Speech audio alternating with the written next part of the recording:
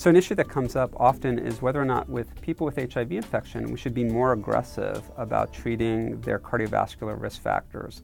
So we have the National Cholesterol Education Program, NCEP, which recommends different strategies for treating people with cardiovascular risk who don't have HIV.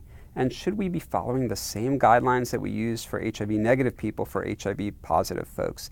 And I'd say yes. I think that's the perfect place to start. I wouldn't think of HIV as a risk equivalent on par with diabetes or previous MI or anything like that. I think we don't have enough data.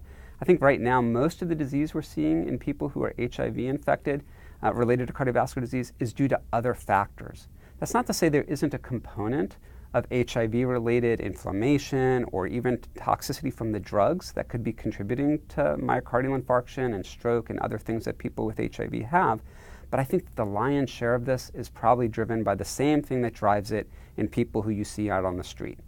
Smoking, obesity, sedentary lifestyle. These are the things that are driving cardiovascular disease in people with HIV. So that's not to divorce us from the responsibility to look at what's going on with HIV. Is there anything pathogenically going on? Or our medicines, especially our medicines, because we don't want to do any harm. But I do think that we should be following the standard guidelines. I don't think we should be super aggressive, and certainly we can't be complacent. And that's an important part of, I think, the management of people with HIV long term that providers are understanding very well.